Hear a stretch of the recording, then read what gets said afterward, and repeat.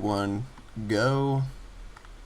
Your turn to pick. Let's go. I'm the man in Dota 2. We can take it to the scrimmage, and you know that I'll be winning. Just give it 30 minutes. Yanking in the lane. Hey, yo, he's in that gross. I see him trying to cut. Yeah, let's see just how far that goes. I carry in the scrub, boy. He's carried in the hearse. Your tier 2 towers and your rats getting murked. Demolished what's in my way from the start to the finish. Like I said in the beginning, I'm the man. Hello, everybody. Welcome to episode 2 of First Pick. Thank you to everybody who is here. I know today is a busy day. We got BlizzCon, we got D2L going on. We have all sorts of stuff going on. So thank you to you guys for showing up. But also wanted to get a show powered out for all the MP3 and VOD people and that kind of stuff. So as usual, Mania is here. He's in his cave, the dark cave. Mania, how's your Saturday going? Thanks for staying up a little bit late again. Thanks. It's really nice. It's getting darker and darker now, so I'm just sitting in my little cave. You don't have lights over there or anything like that? No lights okay. in Denmark. It's probably really good for your eyes to be staring at the computer screen as well. So, and also joining us, just waking up, TheCapitalist. Thank you, sir, for coming on today. How was your sleep this morning?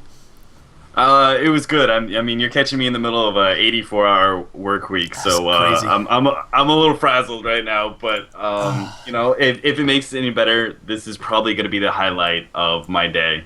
You know, so it's, everything else is just going back to work through the graveyard shifts. So 80 hours in 1 week for work is just.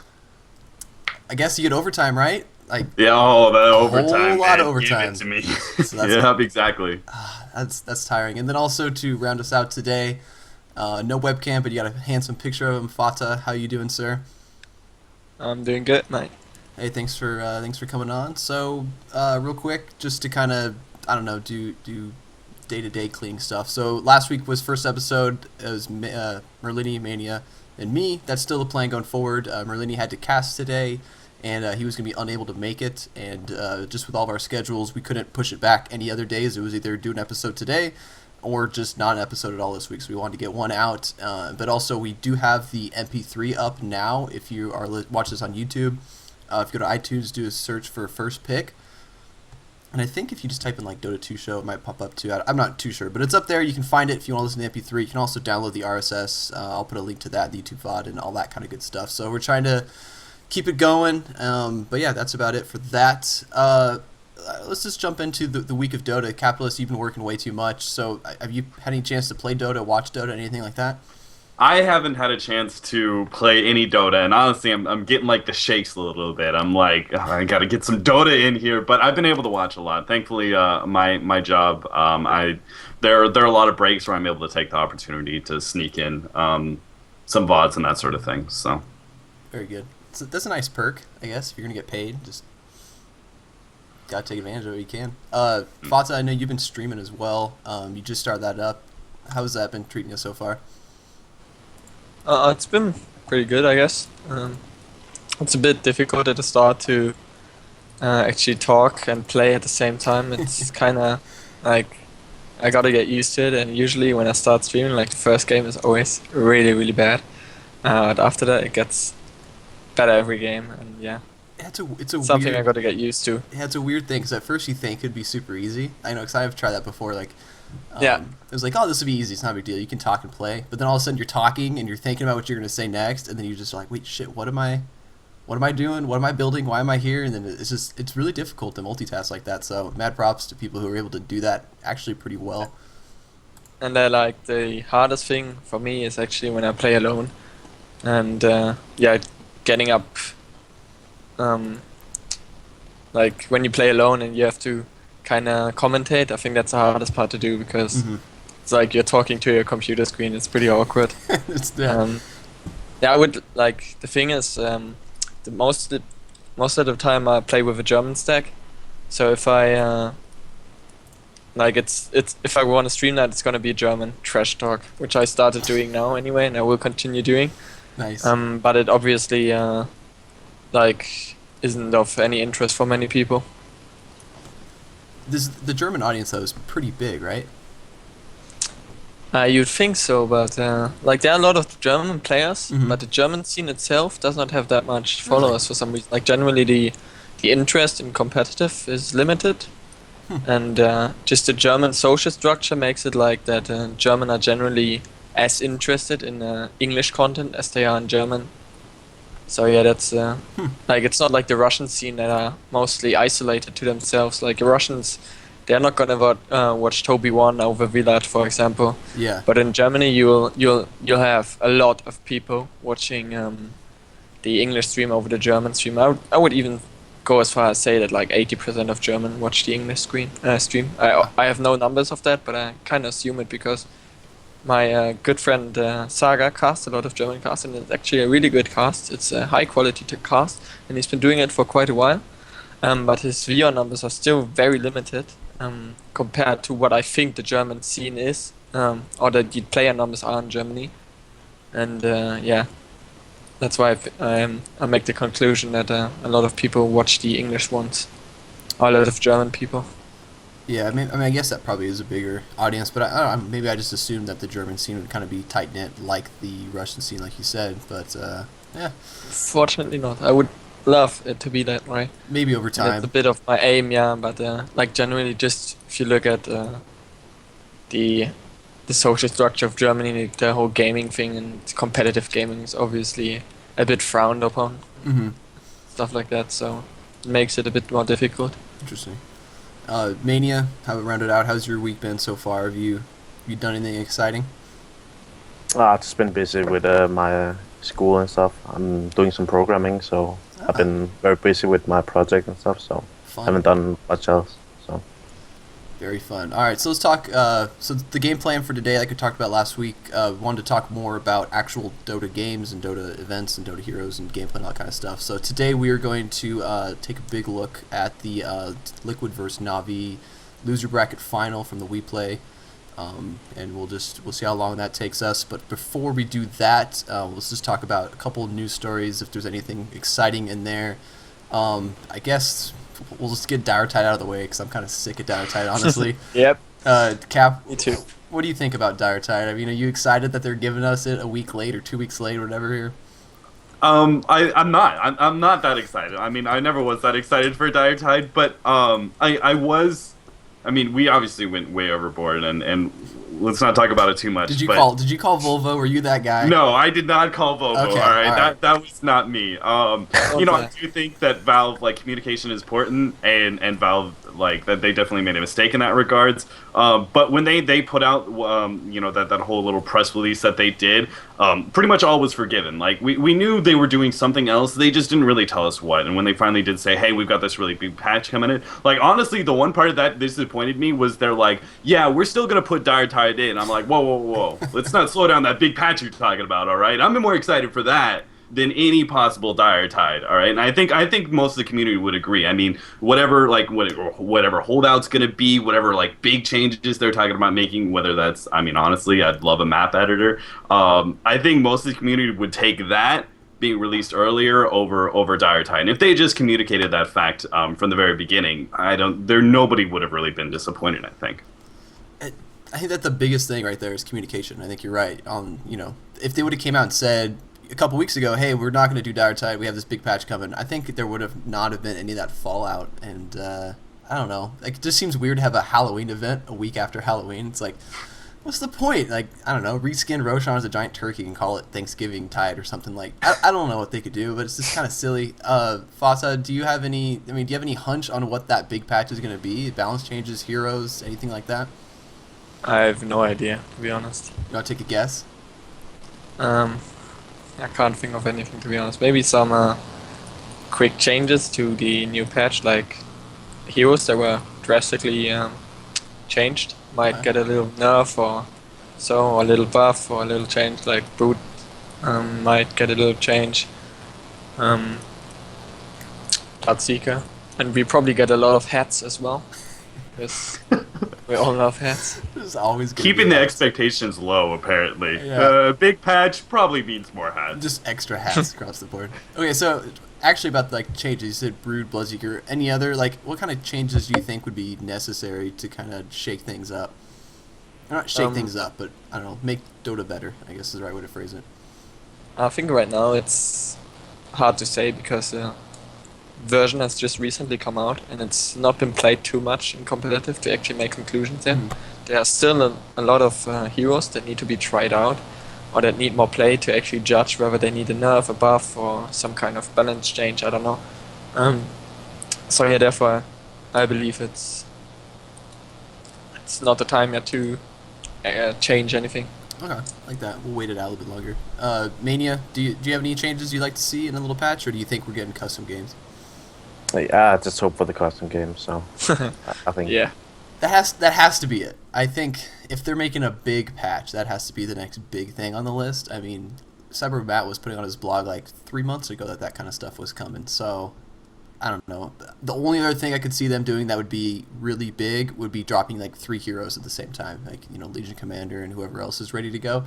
I don't think they would do that though. I think they still are going to kind of slowly trickle them out. Maybe you get one, but who really knows kind of how long I guess it takes to make each of these heroes. So hopefully custom games is it. But that's enough Diretide. Diretide was not even that great of a game mode. It was fun because it was the first thing that was different than just regular ass Dota. So I think it was more fun because of that. I think I played like 2 games of Diretide and I got bored of it. Yeah, it was cool I don't know first. Yeah, I guess, but I prefer normal Dota. Yeah. No matter how many games I've played. So Only you people who really liked it were the item farmers. Let's be honest. Yeah. That's true. that's true. Wasn't that the one you were guaranteed something every game at least? Yeah, I think so. Pretty much. Maybe that's why they didn't want to release it. Maybe they were afraid that it would kind of tank the item economy again. I don't know. Yeah, maybe. I mean, the other theory that I've heard around that I think would be considered a big change I would love to see some ranked matchmaking. I don't know how about you guys feel about it. Yes. I don't think that's it, but give me some ranked because I am tired of pubs where it's just there's no purpose. Like it feels like I'm not going anywhere whenever I play a pub. That's why NEL has been such a boon to the community and why so many players are playing IXDL or NEL or EEL is because it's like people are beginning to be like, okay, I can get items out of my pubs, but is it like the frustration? It's not really like if I lose, I just really get frustrated. If I win, I'm not really going anywhere. I know a lot of the community hates the idea, but personally, I really love it.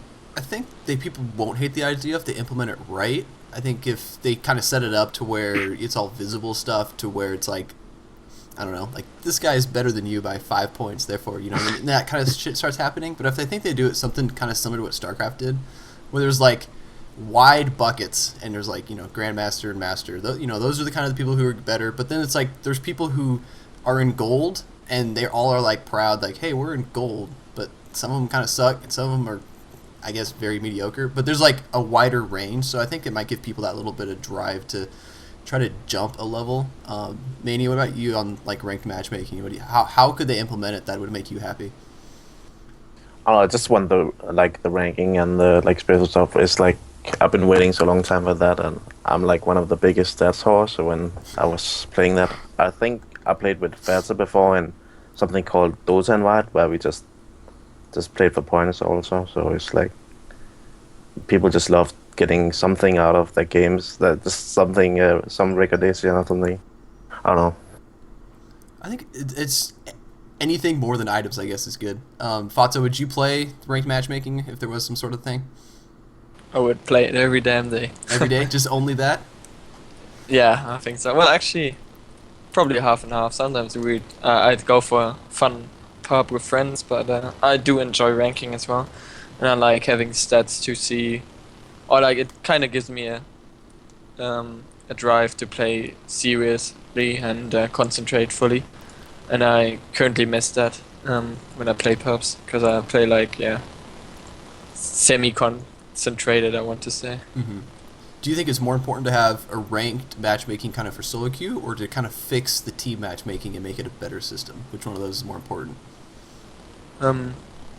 I'd say both are as important, to be honest. Oh, really? Yeah.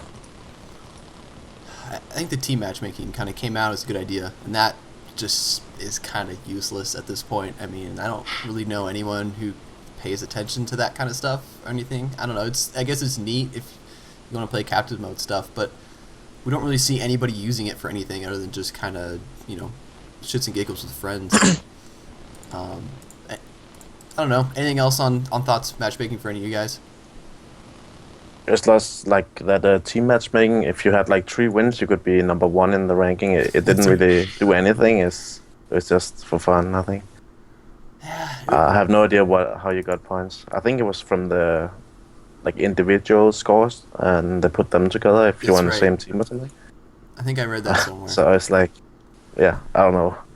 Just so useless. So you don't really get anything from playing together. Yeah, it is just useless. And I think sooner or later they're going to have to fix it, because if you don't get something from games or feel like you're getting better, people are going to kind of slowly, move elsewhere and migrate away.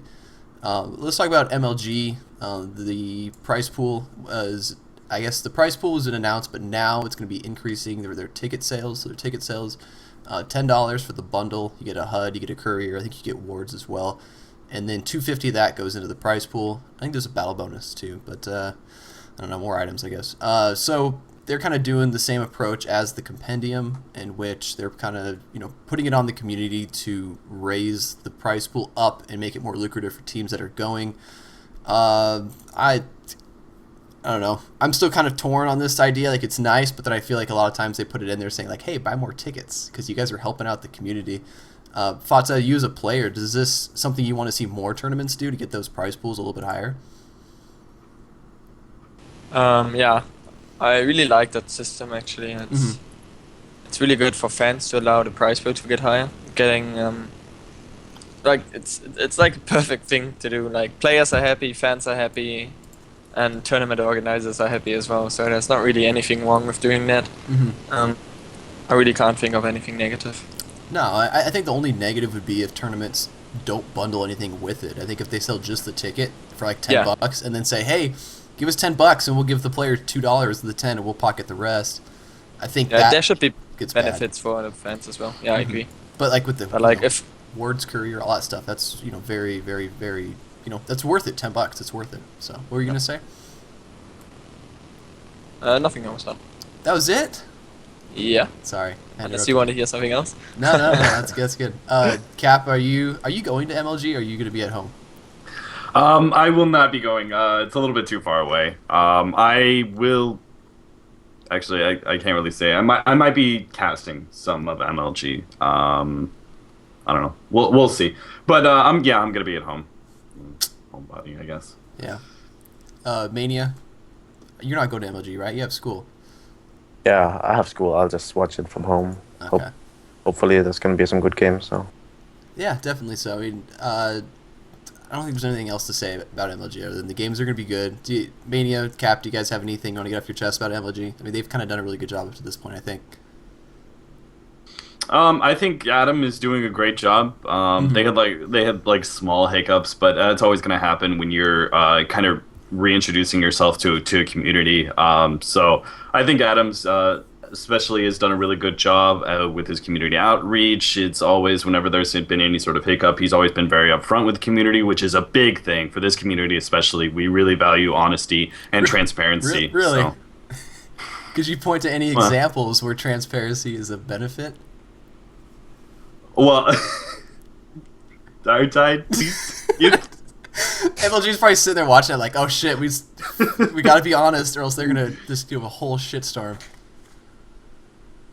But he's been doing like updates on Twitter with the prize pool and stuff, like with it growing all the time. So that's pretty nice. Yeah, they've done a really good job. And when MLG was first announced, I know I was kind of a naysayer, and I was a naysayer, I guess, for myself. I was like, MLG's kind of not great. Oh well. But they've kind of knocked out of the park, so it's definitely exciting to see them taking the time and effort to kind of ask the community stuff. And then, with the Full Sail event, that was kind of the trial run, it seemed. From here now, hopefully they worked out those kinks and they can make Columbus kind of the best Dota event that we've had since TI3. Do you have any favorites on who's going to take that tournament? Cap, why don't you go first? Do you have a dog you're rooting for? I really don't. Like, that tournament is going to be so close. I think the meta is still kind of playing itself out. It will be still playing itself out by the time we get to Columbus, and all the teams are so exceptional, and then of course being playing online and that sort of thing is always a serious factor. And and there are definitely some teams that perform much, much better. There is one small thing that all the praise to MLG and everything, but this is sort of like the second iteration of MLG. Let's not forget the first iteration of MLG that they're like, oh, Dota 2 is a game, I guess we should do something about that, and made a tournament and made this like awful setup and all that sort of thing. Like at the time, Chappie was sort of their community outreach, the old complexity manager, and I mean, I was talking to him at the time, and he said that they just weren't really willing to put in the effort to make Dota 2 really accessible for the MLG site and everything like that. And they've definitely done a big turnaround. So in the past, like in the first couple of years, they were not really committing, but now they are fully committing, and I really like to see that. And I think a big part of that is probably Adam. He seems like every single conversation I've had with him, he seems like a pretty good guy, and he understands that Dota 2 is going to be probably the biggest game out there, and they really need to get a hold of the American scene now and really push out. I mean, the American scene has always been, one of the smallest scenes, comparatively with the number of players that we have, and the we have all these English broadcasters in America, and yet we don't have the strongest teams and that sort of thing. Like the presence is here. We just our scene has just never been that great, and I think MLG, if they continue to push this out, is going to be a big factor in trying to make North American, even South American Dota a lot more competitive. Yeah, that's you're right. That's huge. We need it big time in North America. I know for me, where I'm at, there's not many people who are super into Dota. It's just not like the main thing. So I think it definitely helps with, when I live like like 30 minutes towards the coast from Anaheim. So like MLG Anaheim's the big one, obviously, for us. But you go to those kind of events and people drive from like all parts of California. Like last time at the past when I met people from like Arizona who drove out just to go to Anaheim and that kind of stuff. So, when people see this giant event and people come from all over the country to go watch Dota 2, it really helps kind of spread the word, I guess, on what Dota is. And I know a lot of people that were there to say say they're going to go watch Call of Duty, they might notice Dota and maybe take an interest in watching it at least. So it really is big for North America. FATA, do you have any favorites going into this event? I don't think so. I'd say it's again like between Alliance and Navi. Yeah. I don't believe that any of the remaining teams can take a series of them in their current form. It seems pretty unlikely. What about DK?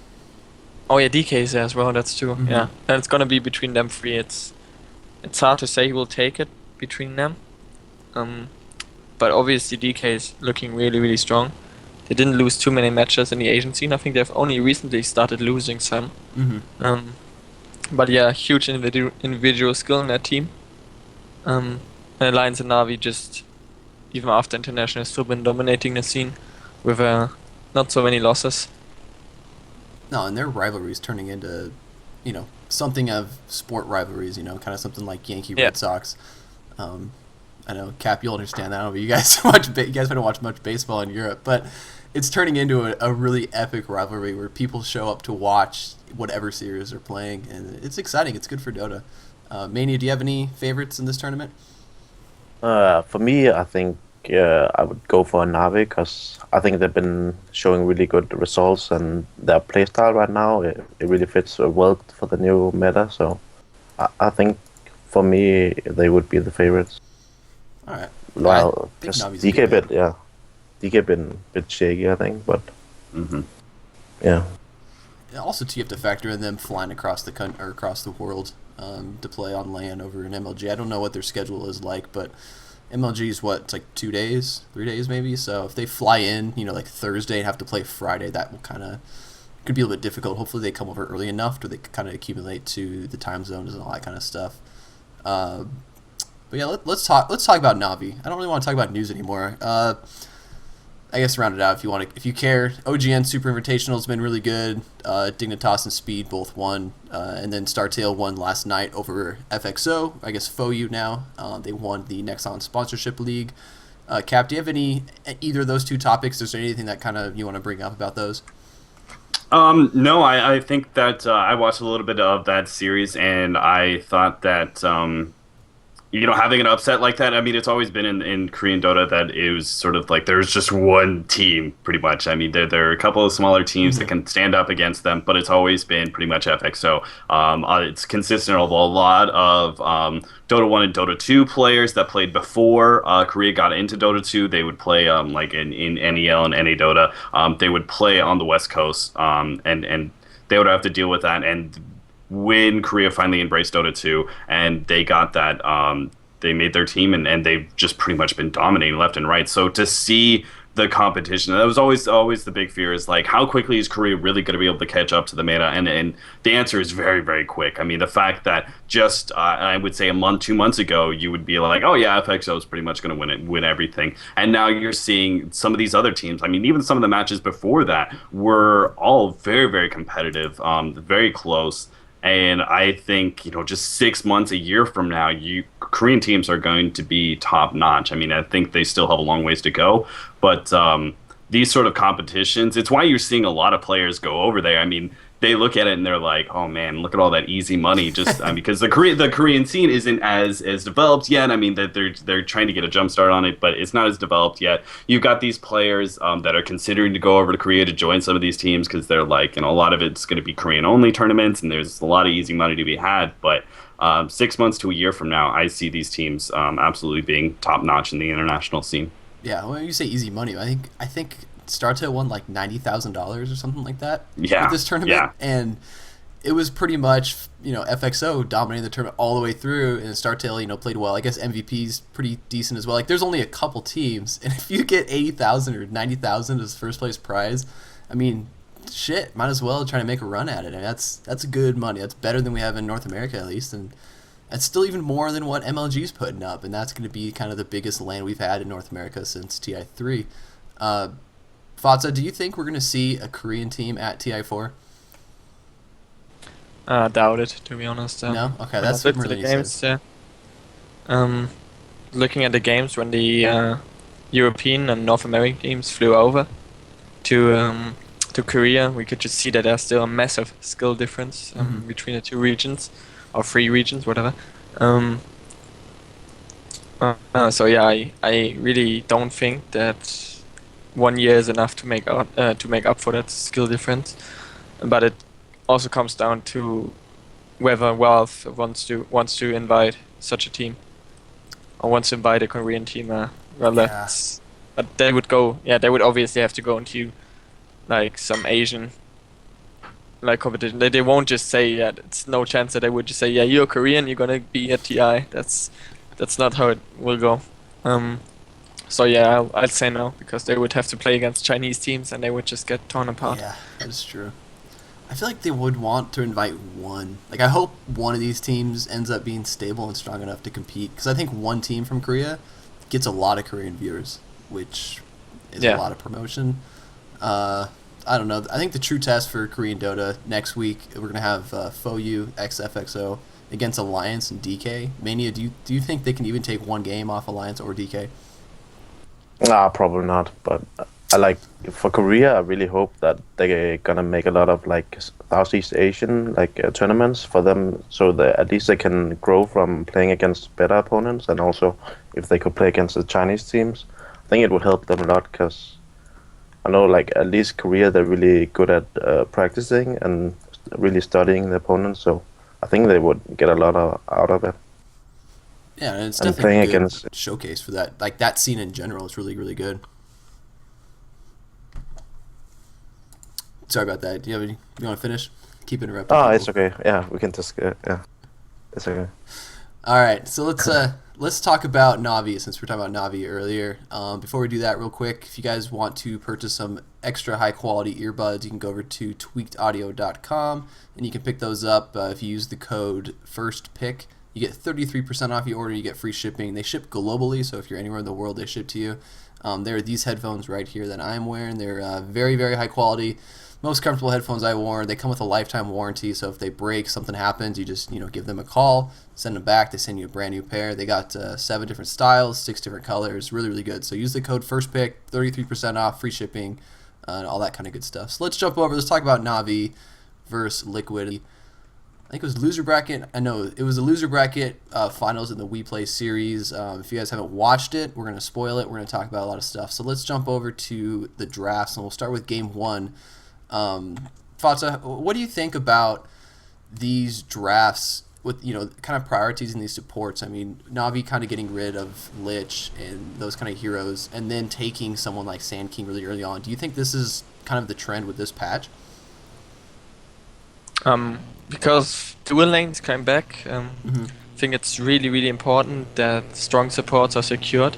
It's pretty much if you can outlane the opponent completely and win non-lanes already if you have stronger supports, because you simply win 2 lanes at once, and then there's only the mid lane that has to be decided. So that gives you such a strong advantage, and that, obviously makes supports on lane, like laning supports, a lot stronger. It's definitely fun. I mean, do you like the dual lanes? Do you like that kind of meta as opposed to the kind of tri lanes and like 2 protect 1, I guess, kind of thing? Yeah, it's a lot better because beforehand you would actually have empty lanes for the offlaner, so there's just one person farming, a support stacking and pulling, and the other just zoning the. If there is one offlaner out, that's not really exciting. It's a lot more exciting to see 3 lanes go against each other on 2 different lanes. So we've got beforehand, if there was no aggressive tri-lane, you had only the mid lane to watch for, and then there was just one guy farming on each side, and that's not really interesting, is it? No, it definitely isn't as interesting. Cap, just looking at this draft, I don't know if you guys can't have the draft up. People on the stream and on the video and all that kind of stuff can see it. But basically, Navi banned out the Lich, Clockwork, Liquid banned out, Nake's Bounty Hunter, and then Navi picked up the Sand King first. Mania, I know you're a Sand King fan. Are you excited to see kind of Sand King being played a little bit more? Yeah, I like all the spell damage heroes like Sand King, Shaker, Potom. I like how the draft is going now with more emphasis on trying to get the most out of your lanes, and with it being more action packed, as Fata also said. So that's really nice. Especially Lich is also one of the most annoying heroes to play against in a dual lane now, because you can just control the lane and stuff like that. So Lich, I mean, his Chain Frost is just brutal. If he gets a good one off, that thing does silly amounts of damage. So it's fun to see him picked some more. Cap, any of these first kind of chunk of picks, any of those surprising to you? The Razor, Luna, Potom, anything like that? No, I mean they're all heroes that we've been seeing lately in the meta. I mean, Lich being constantly banned out. He was always, that's one thing, is that both the meta and his buffs made him such a strong hero. Lich has always been such a strong dual lane hero in general. That's where he's really exceeded. He was never a very good tri-lane support. So having both the meta switch over to dual lanes and then also giving him that experience buff, which is absolutely insane. There's no surprise seeing him constantly banned out if you have second pick. Disruptor, I think, was an interesting choice that I don't really panned out for that game for Liquid, though I do think he is a very strong hero. I like the buffs that he's been seeing. Again, as the support hero like Disruptor, you can't really make a whole lot of good use of those Aghanim upgrades, but the meta changing over to dual lanes and the golds, the recent gold change where you're getting a lot more gold as supports very, very early on, you're gonna see these bigger items picked up on these supports, and they can be a bigger impact in the mid game. I think that this whole entire patch has been oriented towards supports. So many different things from the wards giving gold to longer duration. It makes the support game not only more important, but more impactful as we start going into the mid game. I mean, tri-lanes by themselves, yes, it was always important to have your supports orientate a smoke cake and that sort of thing. But let's be honest, for the most part, it's a pretty boring support 10 minutes. You're pulling, maybe you get a gank off, but everybody knows it's coming. Everybody knows it's coming because, like Mania's talking about, it used to be abandoned off lane. It's like you only have one lane to focus on. Dual lanes now, it's much more chaotic. It's much more dynamic when it comes to team fights and movement, and it makes the game that much more exciting and a lot more interesting for support players. And I am a support player, so I love the patch. But yeah, I mean, as far as the picks go, I love the push oriented and team fight oriented meta. I suppose eventually we're gonna get to Brewmaster. Yes, yes. So you said your support. How many Hands of Midas and Necrobooks are you building? Is that every game? Every game if I can, yeah, man. If I pick up a Crystal Main, I'm like, you guys, you deal with your lanes. I'm gonna go jungle. Gotta get that Midas faster. Fata, I know. What about Disruptor? I thought the Disruptor pick was kind of interesting in this game, and to stick him in a tri lane. Do you think Disruptor should even be in a tri lane, or is he more of a kind of a solo type hero? I don't think he's actually usable as a solo right now. You might say because of the Aghanims, but I think that's just overrated. It's really hard to play him as a solo. That's what I believe. Okay. Since he's still easily countered by BKB, you need to farm at Aghanims first, and the carry will usually have his BKB before you have your Aghanims. And then he's so easily ganked and always squishy no matter what you have. Like if you go for Aghanims, you're gonna be relatively squishy. It gives you some stats, but that's not enough to keep you alive. So I think he's a lot better in a tri lane. Not really good when you go aggressive, but as a safe lane support, it's pretty okay. Okay. In what games do you think a Disruptor pick would be beneficial? Like what heroes are you usually looking for when you want to pick him up?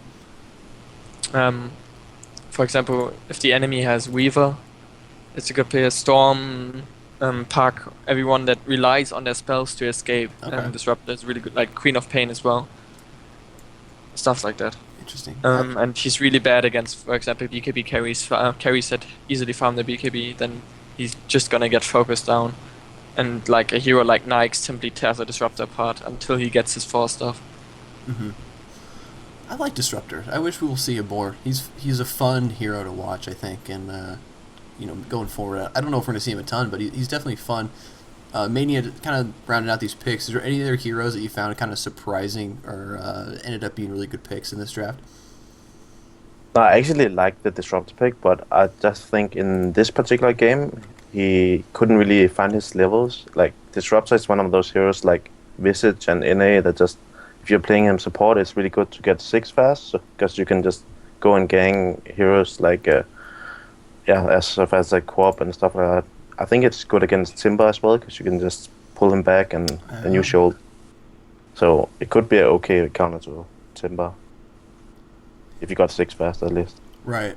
That makes sense. What about the Mirana? We saw game 1 and game 2 in this series. Kind of that Havos playing Mirana. What do you think about Mirana Mania? As, going forward, are we going to see more of her? Or do you think we're going to see this is kind of just a little blip for right now?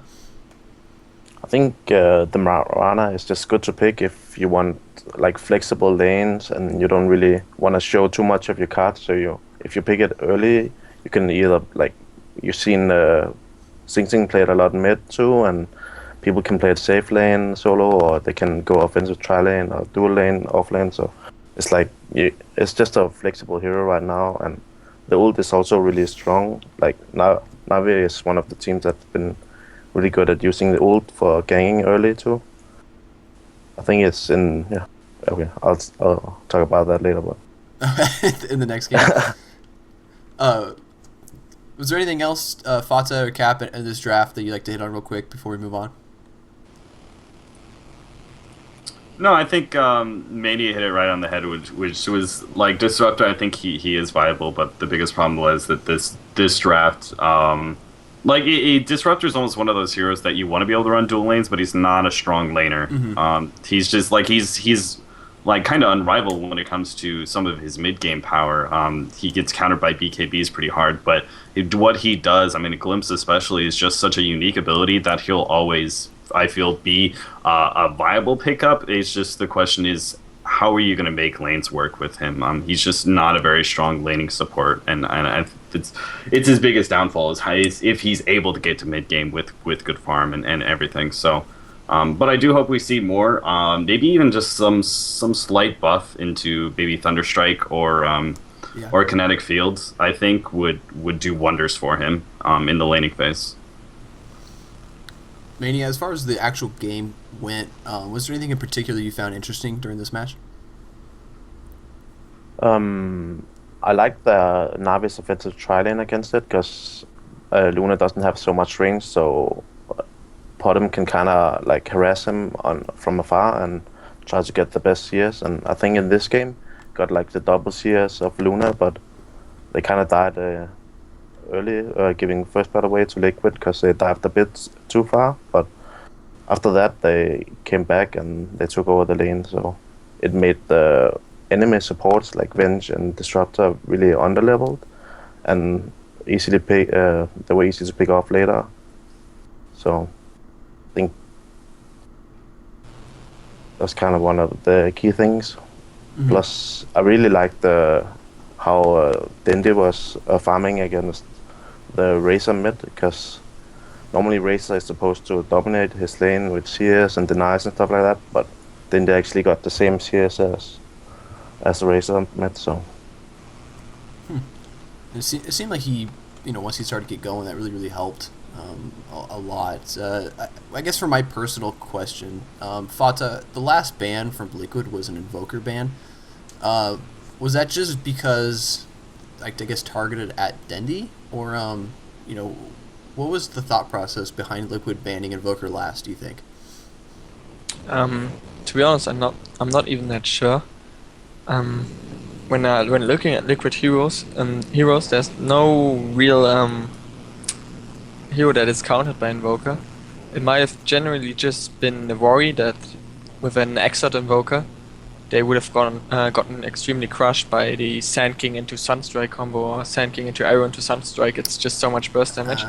That might have been a worry, but other than that, I don't really see too much danger coming out from Invoker, to be honest.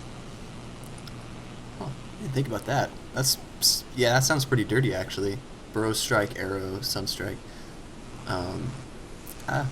Interesting. But the thing is, like, after Burrow Strike and Arrow, pretty much anyone is dead anyway.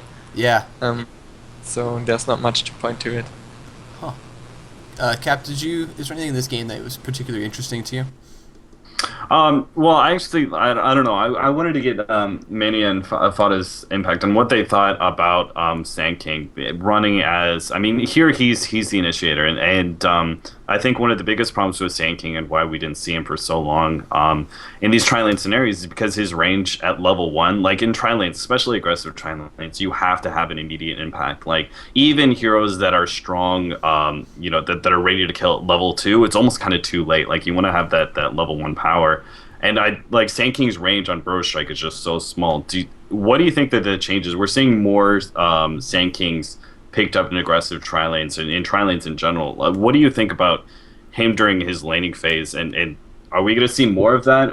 What's the change from the meta to now, from last patch to now? Is it the experience change where you're able to pick up some of the, when they pull, you can pick up some of that experience, you get to level 3 faster? What do you think the change is in that we're seeing more Sand Kings? Mania. Again, okay, Mania, do it. Oh, sorry. Okay, Sorry. I just wanted someone to go. well, in this particular matchup, I think Visage helped him get close. So like with the slow, you can get a bit closer with Sand King, but if you needed a change, like the level 1 Burrow Strike is pretty hard to hit early if you don't have anything to set it up, as you said. But I think like the Visage, the slow it helps a lot with that. You saw it in the game, but it kind of failed because they went too deep, but they at least got it off. But yeah. Fatso, what were you going to say about Sand King? I mean, again, I would just say that it's most likely the dual lanes that allow Sand King to be picked up more often, as he's a hero that relies severely on XP, and with dual lanes you will get a lot more XP, and generally it's just it's easier to initiate with a Sand King 2 versus 2 than it's 3 versus 3, and he's simply better at that. But I must say I didn't see too many Sand Kings coming up in the last weeks. Yeah, that was the one surprise pickup for me, is that they did decide to run an aggressive trial with Sand King, and so that was the one surprising thing, and I just wanted you guys' thoughts on it. So I hope we see more Sand King. I think he's fun. He's a really fun hero to watch, and I don't know. Maybe going forward we will see him picked more, and we'll have to wait and see. Let's talk about Game 2 though, because I think Game 2 was very interesting. Fata, what do you think about Pugna? It seems like in the series, Pugna was obviously a really top pick. He was picked a lot, but that kind of farming Pugna. What do you think about that hero and kind of that role? First of all, I would say that generally Pugna is one of the strongest heroes in the version right now. And I'm surprised that he was always, like in that series, he was, like we for example first pick Pugna. If he's in, we're gonna pick it, and people ban it against us many times already. But they simply, it was a 4th pick, so I was really surprised at that. We play at mid, so I'm not too sure about the potential of Pugna on a farming role. It could work in a special lineup, for example, if you have Tinker mid and Pugna safe lane. It's a really strong combination because you can just keep sieging with the enemy being unable to go on the Pugna because of the March spam. But then you could just still switch around the lanes and put Pugna mid and Tinker top. It doesn't really matter that much, or Tinker safe lane, I mean. Other than that, I think it's a bit better to play him on a mid role because he's pretty much impossible to beat one-on-one by any hero. I can't think of any hero that beats Pugna mid. Therefore, it's a really safe first pick as well because, like, if there's nothing to beat him, then he's just a great first pick overall. Safe lane, it allows him to get a really quick mecha on Necro, and then you can look at ending the game extremely early or just putting pressure on the tower extremely early. In the mid lane, it's a bit more delayed. So yeah, that's probably the reason for putting in on safe lane. Just get a really quick mecha up, get a really quick Necro free up. Those Necros. The more Necros you have, the better. Cap, how about you? What do you think about this draft for Game 2? I mean, I really like the way that Liquid drafted this. I mean, it was pretty much NaVi drafted the exact same way they did in Game 1. But when it came to their cores, I mean, you've got the exact same heroes, Mirana, TA, and Timber. And I mean, I think that we've already seen the power of Necronomicons and these push lineups. Like, we're no longer... Like, I thought we were going to see push lineups a little bit earlier, like in last patch. I thought it was a good way to exploit dual and tri-core setups. But these sort of setups, like, I mean, we saw Pugna, he farmed up for so long. It's none of these push strats that we're seeing are all in. Like, none of them are like, we have to win the game by 20-25 minutes or else it's all over. Like, and I think a large part of that is probably the Necronomicon buff. And you get sort of the later pushes, the sort of sieging strategy with Necrobook.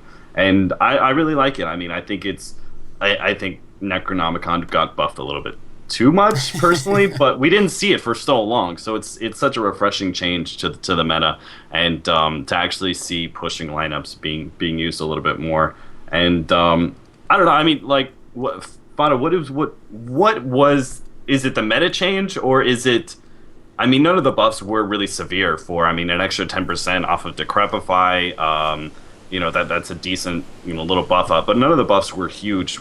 Was it the meta change that really made Pugna that much more viable, or was he always a good pickup? Just teams weren't really thinking about him. I've been thinking about this as well. And I kind of came to the conclusion that he was actually viable in the last version as well. Because you're right, the changes were not that significant, making him a top pick all of a sudden. So yeah, I do believe he was pickable before. The metagame shift helped a bit as well. And then obviously Necros and generally the increased viability of pushing helps Pugna get in the game. And just what I love is when you life drain, that when you're full hit points you get mana. That is so convenient when you're laning him in middle, and you can just keep spamming that mana, the life drain, giving you mana on an enemy hero. Mm-hmm. Sorry. The cops, they're coming. The cops are coming. I also had another quick question. You said he's pretty much unrivaled in mid, and like with the rise of Viper, especially with his recent change to his orb, being able to spam it out at level 1, is how does Viper do versus Pugna in mid? Is Pugna take that pretty easily still? I'd say so, because you always have that like ridiculously low mana cost at level 1 and Neville Blast, so you can secure safe CS no matter who's in mid lane. and then you just get your bottle up, keep spamming that Never Blast, and therefore there's really nothing that can contest the partner on the mid lane. That's what I believe, at least. I didn't play the matchup yet, but it seems unlikely that Viper can win, because you can always just keep spamming that Never Blast, and even just if he comes close and tries to get several AWP attacks on you, you just trade hits and then decrepify into Never Blast, and I could easily secure kill, because it's just so much damage. Okay. It's interesting though to see all these new heroes, I guess, being played mid a lot. Pugna, I mean, what? We didn't see him at all 2 months ago. Now all of a sudden he's being played short lane, mid lane, all over the place. So this patch just proves to be continuously crazy. Mania, looking at the the last pick that Navi picked up with the Lich, do you think that was kind of surprising that Lich was still around so late, where in game 1 he was banned first? Yeah, I think it's just Liquid who tried to kind of bait them in to get Lich too, because they had like Chen, they have a lot of creeps, and they knew they wanted to push, so they weren't too afraid of Lich, and I felt like they were confident enough to in their laning that they wouldn't get too much like a disadvantage in the lanes with having Lich to play against Lich. So I think it was kind of they kind of wanted them to pick Lich only because of the Chen. Okay, interesting. How about, the trend with Mirana seems to be pick somebody who can set up the arrow and then pick her up right after. I mean, Manny, what do you think about that? Navi doing game 1 and game 2, kind of making that the standard way they've been starting out. What do you think about that pick right away? Yeah, I still think it's like a really flexible pick, so I still like it. So you can still do a lot of things with it, but of course he's like very situational sometimes. He's not that good against push strats and stuff like that. So okay. Is there anything else in this draft that you found particularly interesting or out of the ordinary? I kind of like that the bounty hunter actually made them not pick up sentries for top lane. So even though they saw both of their ward placements, they couldn't really remove them. So it also made Liquid being able to like get an easy D-ward and get 50 gold from the start to D-ward Navi's ward. So it's a good advantage to get early, especially when you like really rely on doing good early game. Right. Fata, my question for you is, in this game we saw the triple Necro. Necro's obviously really damn good. If you're playing against a team who does that kind of triple Necro thing, how do you combat that? Is there any way around it currently? First of all, it's important that you keep as many towers as possible before they have their Necros. If they all get, like, if 3 people get Necro free, and you've already lost all of your outer towers and only have your T3s left, then they're just gonna keep on going, and then that's when it's crucial that you gank them before they are able to push, because if they reach your base and you're just sitting in your base waiting for them, they're just gonna pop the Necros, and then you can't really do a lot against it. So it's important to maybe smoke around and gank them before they actually reach your tower, so maybe they don't even have the ability to summon the Necros because of you bursting them down. And yeah, just play a better early game so they don't get farm them up, because with Necros being up, some heroes, for example, don't have a BKB or lack another item, and they're actually not that strong in fights. They're a bit better at pushing. Cap, do you have any thoughts on kind of the game or the draft, anything in general? No, I thought it was just really well executed drafting. I especially like that the fact that Manny brought up. I mean, like I thought that they were baiting out the Lich pick because of the Pugna, but then you look at it and there's so many different ways they could deal with Lich. I mean, he brought up the Chen creeps. You've also got Queen of Pain and Bounty Hunter, which Lich is just pretty much food for them, easy track kills. I think it was just a really well executed draft by Liquid, and I think that was really their biggest problem with this whole entire series. Is I felt that they won the game, that they won the draft, and all the other ones I felt that they were either it was kind of even when it came to the draft, or they lost the draft. And I think that Navi is a little bit of the stronger team when it comes to play. So I don't know. That's just something that Liquid probably has to work on a little bit. Mm-hmm. Yeah, you give Navi any advantage, they're going to take advantage of it. So Yeah, but also in the game, like we saw them having early necrobooks at like I think it was at like minute 22. They had like 3 necrobooks, but now we were actually really good at forcing fights outside the base, making them spawn and then try to retreat after that. So they tried to buy some time to get like their BKBs up and stuff,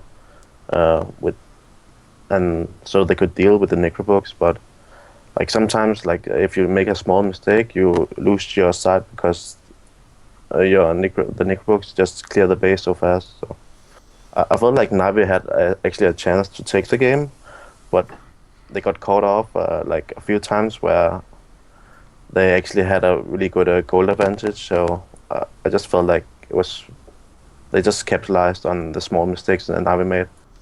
I think this was a game too where Havos got caught out at the Roche pit when Navi or Liquid was taking Roche and Havos was just kind of hanging out there. He got killed, and then I think the Pugna grabbed the Aegis, and then they just ran in and kind of killed the base. So that definitely doesn't help either at all.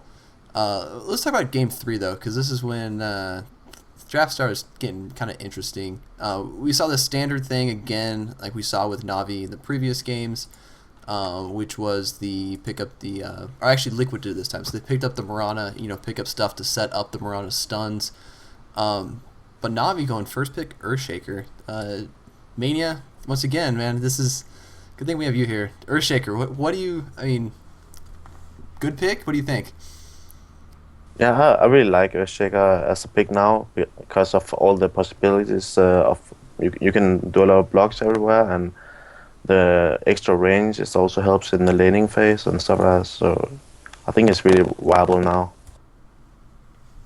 So I really want to see him maybe pick more. Mm-hmm. But yeah, definitely. Like the whole strat is like really, it's just well put together. They have a lot of range nukes. They have like DP, Pugna, and a Rubik spam, and they have a lot of ways to go in and out. So I really like that picks this game. DP seems to be stupid strong right now. FATA, what do you think about her mid? I mean, she just seems unbelievably good right now.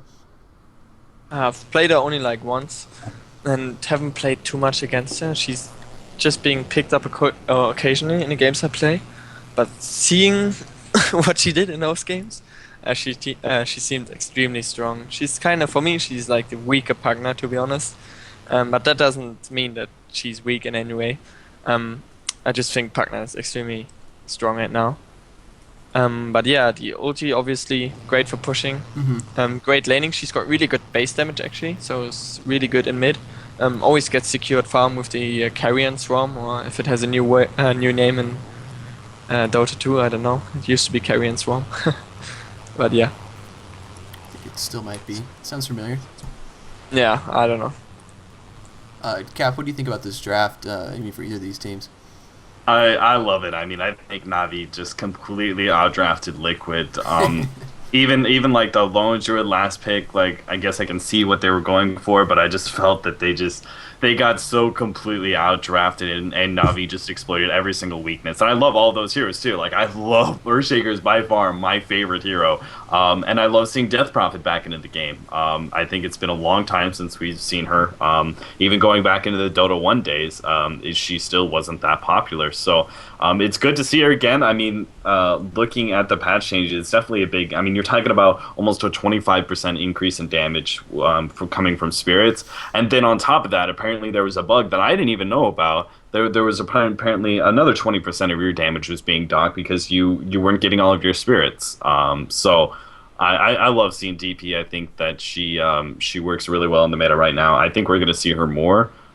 Just because her damage is just so stupid strong. Yules has been kind of getting sneakily buffed every other patch or so, and it's a really strong item for her, and Bloodstone as well. So I mean I think we're going to continue to see her picked up, and she's also really exciting to watch. I mean she teams really have to play around. I mean, it goes back to that strategy that Manny was bringing up that was really smart, that Navi in game 2, they were trying to force out the Necrobooks. I mean, you try and do the same exact thing with the Death Prophet. So it's not like these sort of push strats are sort of set up where once they get in front of you, you're kind of done for. So you have to work around for them, and you can't, like, you're not going to see these teams just be able to sit in their base and be like, all right, guys, we just spam spells and hope they don't do too much to the damage to the tower. They have to actually actively go out of their base and try and force these team fights, and it makes the game way more exciting to watch.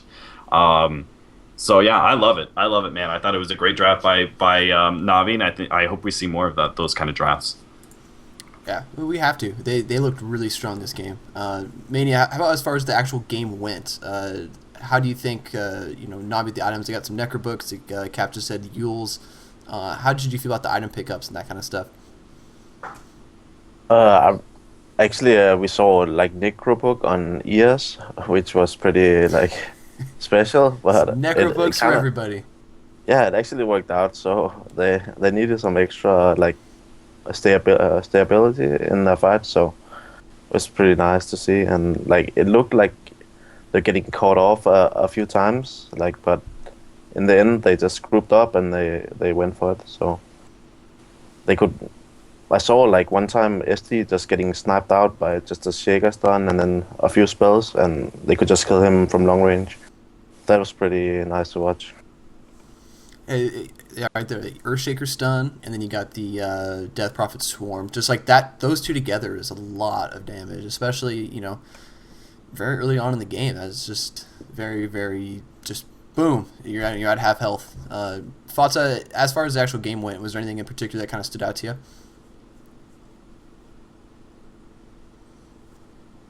I'm sorry. Many arrows flying around, I guess. Uh-huh. That's all I remember from that. Or that's like the biggest thing I remember, that Ruby kept stealing the arrow. He did. Arrows flying left and right. Oh, really? I think also there's. Oh yeah. Sorry. I just said like the Sulaba also died like 10 times or something like that game. He just kept feeding the bear, and it's a lot of gold and XP too. So. Yeah, that's 300 gold now, right, for the bear? Yeah. Yeah.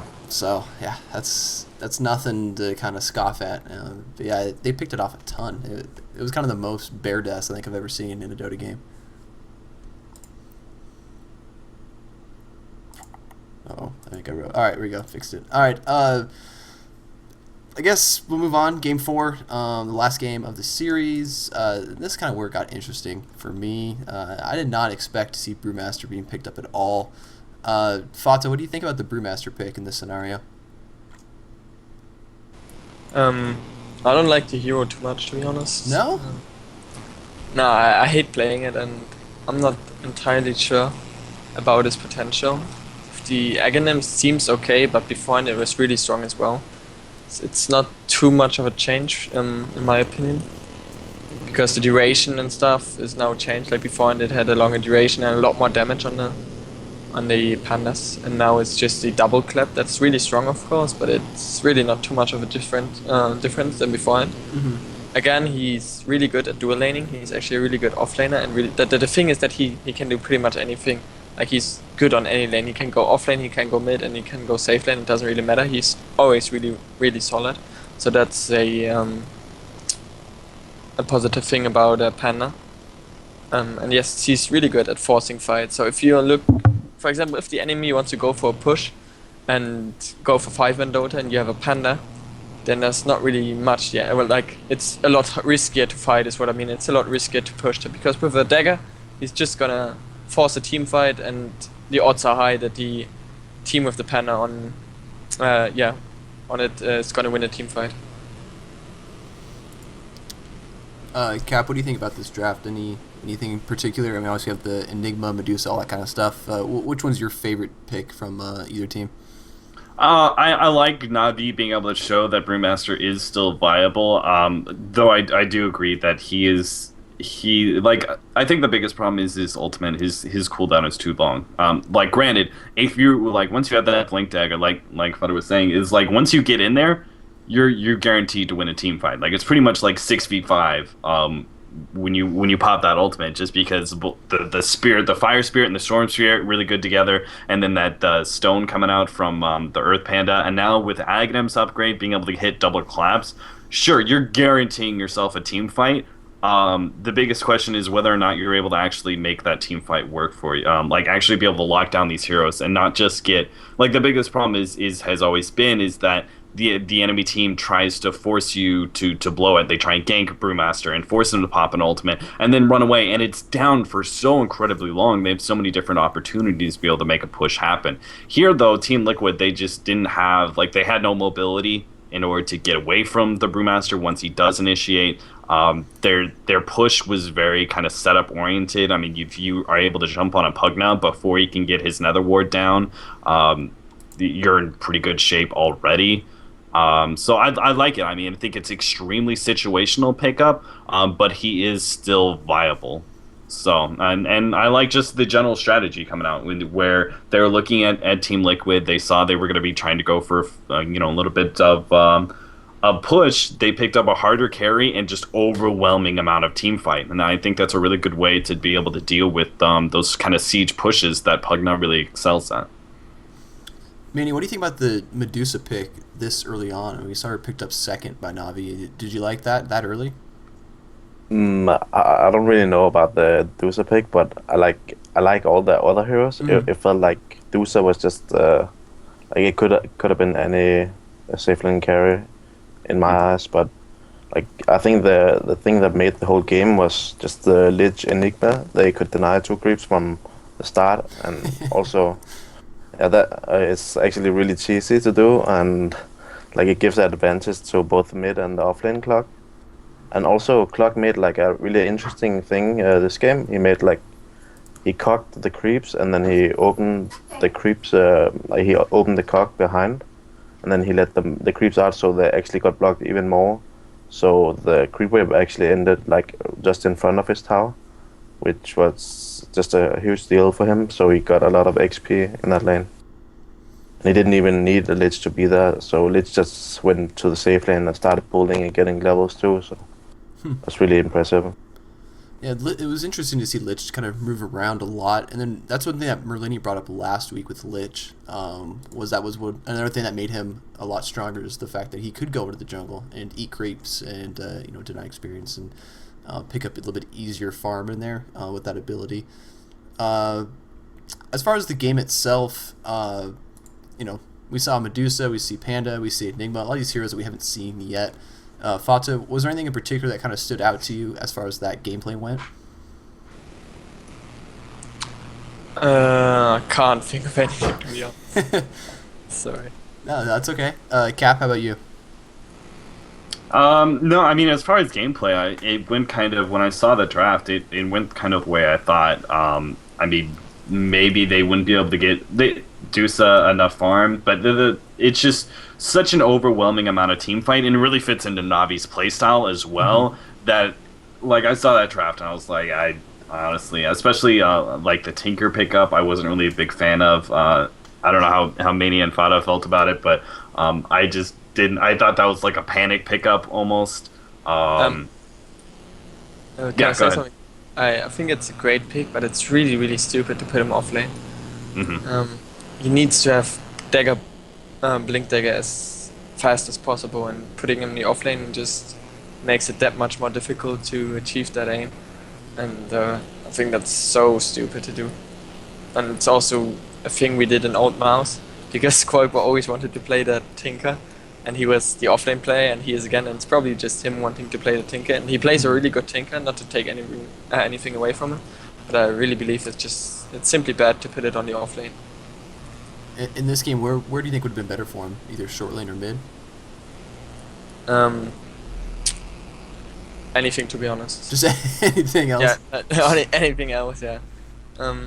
He does really fine on like he would either draw a win against the Panda, so he can be put mid, and on safe lane there's not much to do against the Solar Clockwork than to farm, so yeah, both options were fine. But the thing is, did they last pick the Tinker? Yes. Okay, then it's relatively weird, because from the heroes they had, like they can't put Pugna offlane either, and they can't really put Alchemist offlane either. So there we have a problem. Kind of drafts himself into a corner in a way. Yeah, because with free farm, the Tinker might have done a lot.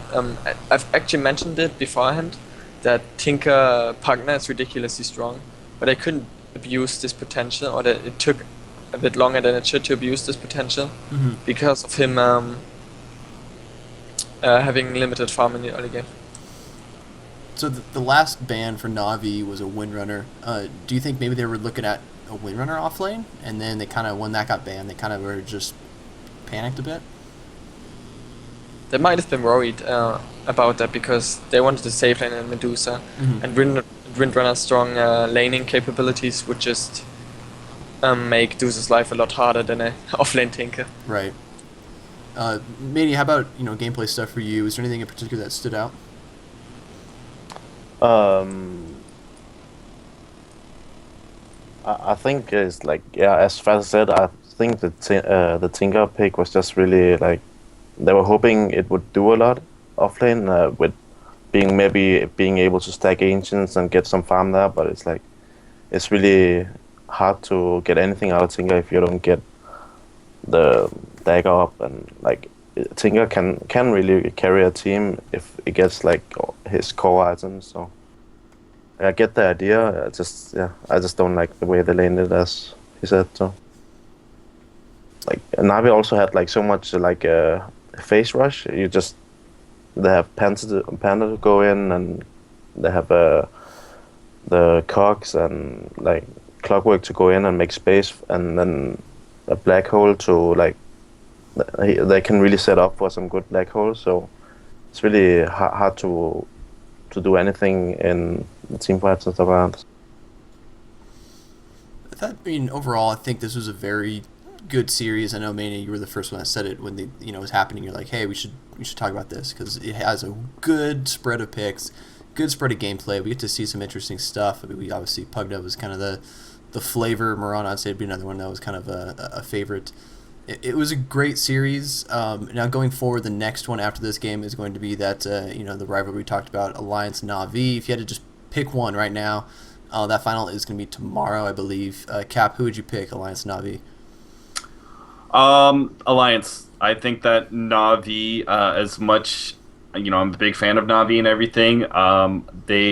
To me, they haven't been looking as strong. Alliance has just continued to dominate. They really didn't miss a beat coming back from the international. They kept on going. They didn't take much of a break. They just kept on joining tournaments and have not lost any of the steam that they've gained. So I think Alliance is going to take it, honestly, pretty easily. I really don't feel that Navi is strong enough right now.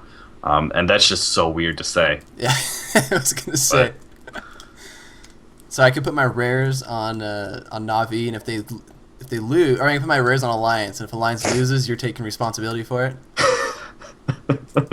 No, because listen, I have a system for betting rares, okay, and it has nothing to do with how you feel. It all comes down to what the actual averages is, and I'm guessing that one's going to be 50-50, and honestly, it's like I only bet rares on games where if I think it's 60-40 and the odds are 80-20, then I'll bet on the underdog there, because I think the odds are better than what Dota Lounge has. But I think that one's going to be too even for you to. It's just too risky in general. So don't blame me. Don't blame me. All right. Mania, who would you take, Alliance Navi, in that match coming up?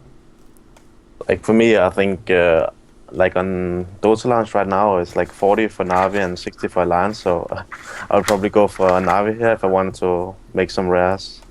I think I would get most out of that. All right, rare. I like the rare betting. I think everybody should be betting rares. It makes Dota way more exciting to watch. Yeah. Fata, who would you take, Alliance Navi, in that coming match? I would have to go for Alliance. Pretty much agreeing with everything Capitalist said. It sums it up great, completely. Like, Alliance have just been performing a lot more recently.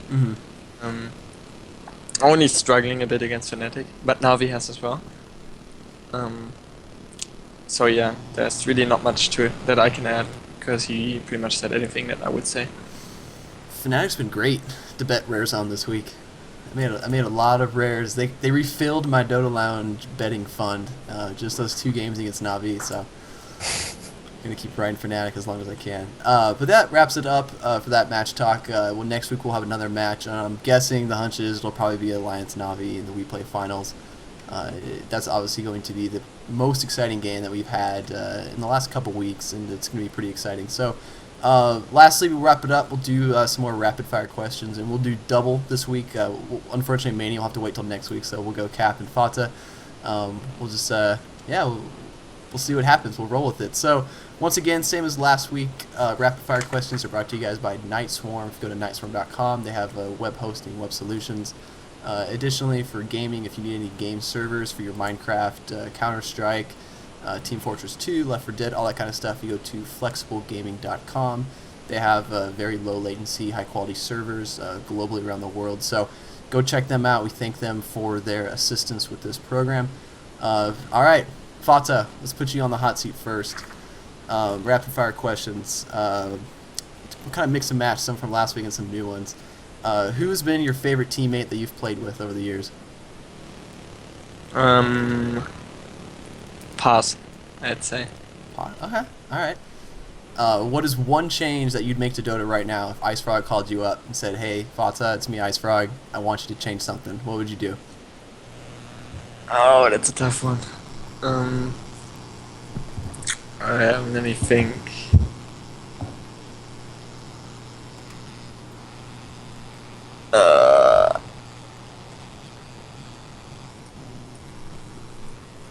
What is stupid in the game? There's something I really hate, but I can't think of right now. There's something I really, really hate. I've been annoyed by it since ages, and it's Just say Harpy Gaming. Oh yeah, that's something for sure. Don't allow harpies to go into the mid lane is a great change. Alright, patch point. OD. Alright, what would you change? Knowing hero. OD needs to change. Because he's so stupid to lane against. I'd agree with that. Alright, so what is one hero that you would never get tired of playing? Tinker. Tinker. Interesting, I didn't think that would be the one. There's many. I would also go with Puck, but I've been, like, Tinker is currently one of my favorite heroes. Did you know that Puck is a pretty lady? Did you know that Puck is a pretty lady? No. Yeah, she's the prettiest lady in all the land. Okay. Because every time, guaranteed, we'll get one person sending an email in saying, hey, Puck's androgynous. She's not a lady. And then the last question for you, if you had to take one Dota hero on a date, who would it be? That's an interesting question, I must say.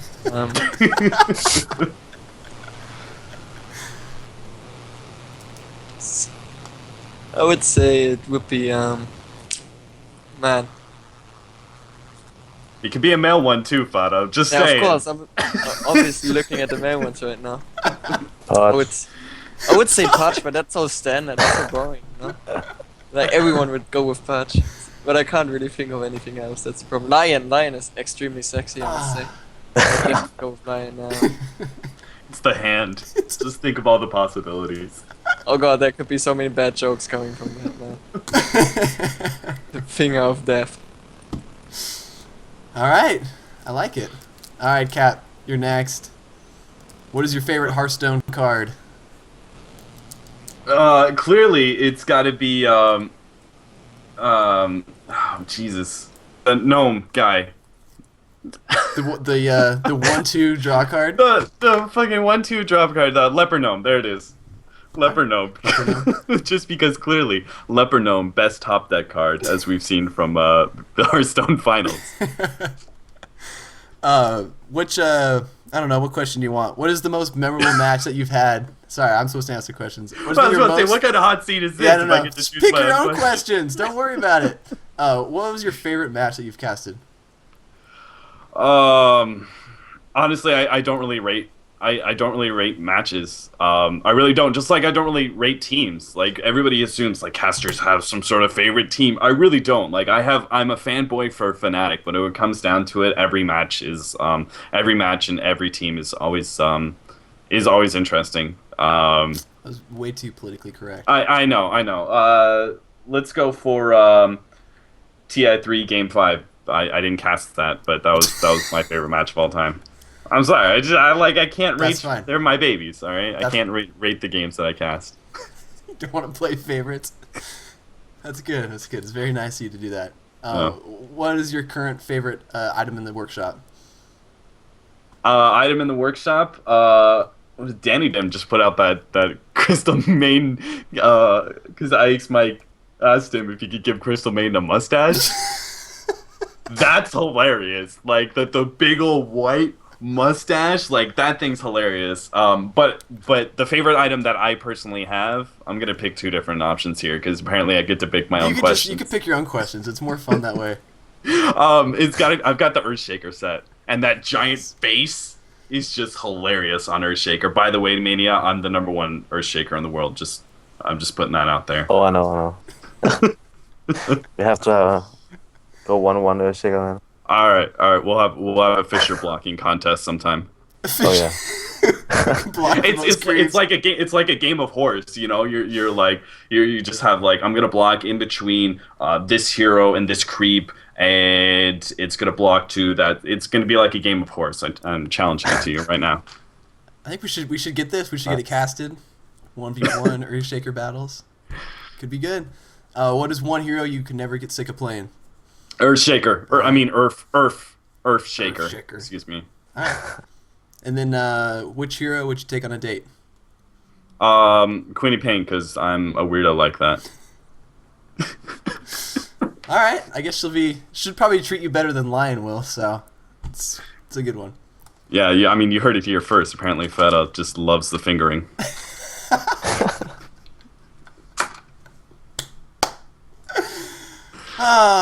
It's good. I was afraid we missed our opportunity with all the DP jokes. I thought we made it past it, but no such luck. You saw those in the chat. Yes. Wasn't sure if you were paying attention, but. All right. That is that. Thank you guys for participating in the hot seat. It wasn't as hot as it could have been, but that was my fault because I didn't prepare perfect questions. I just had a giant list, and I have like some written down, I have some on a document, so I just kind of mixed and matched. But let's wrap this up. We're going a little bit long, and we got to get back to watching BlizzCon. Cap, why don't you go first? Shout-outs, where can people find you? All that sort of good stuff. You can find me pretty much everywhere. TheCapitalist on Twitter and on Twitch are the two main things. Shout out to my mother, who may or may not be here. Apparently, like she just dropped in for a visit in the middle of the cast, and I'm like, shh, I'm busy right now. I'm doing my gaming. And so shout out to her. I don't even know if she's still in my apartment or not. And to my girlfriend who's working right now, and everyone who plays with me, and who casts with me as well. Shiver, Toby, all those guys. So awesome. Thanks for coming on, man. It was great having you. FATA, shout outs. Where can people look up your stuff? You can find me on Twitter. That's Dota2FATA. As well as Twitch, I regularly stream. Other than that, I don't really have anything to say. Not many shoutouts. So yeah, that's about it. Shout out. Gotta give something. Yeah, I can do that. Shout out to the team. And yeah, that's about it. You gotta work on your all the shout outs. Gotta get them all like a giant list and just start firing them off. Yeah, you gotta go demon status and just list off sponsors. Mania, shoutouts, where can people find you? All that sort of good stuff. Shout out to Pusher Street for being a good guy. And then you can find me at 30mania at Twitter. Alright. That's it. That's it? That's it, man. Yeah. Big shout outs. Shoutouts are quicker than the beginning technical difficulties, so. Alright, and thank you guys for watching live. Thank you guys if you're watching on the VOD, MP3, all that sort of good stuff. Yeah, if you just check around, you can see all this stuff. I'll do a Reddit post with all the information if you need it. Thank you to Tweaked Audio. Use the code FIRSTPICK for 33% off. Thank you to Night Swarm. We'll be back next week with another episode of First Pick, and we'll be looking at another game. Lastly, if you guys have any feedback, please feel free to hit me up on Twitter, email, anything like that. The Twitter's FirstPickDota. The email is firstpickdota@gmail.com. I got a whole bunch of good feedback this past week. Kind of put it to use the best we could. We kind of changed the format a bit based off of that. I tried to alleviate some people's concerns and questions. So feel free. Don't feel bad. Some people are like, I'm being kind of harsh, but here's this. Like, don't worry about it. Just, we want to make the show the best we possibly can. We're putting in the time and the effort. So your feedback really helps. And then if you want the MP3 version, it's up now on iTunes and also be up on RSS. Thank you guys for watching. We'll see you next week. Your turn to pick. Let's go. I'm the man in Dota 2. We can take it to the scrimmage, and you know that I'll be winning. Just give it 30 minutes. Ganking in the lane.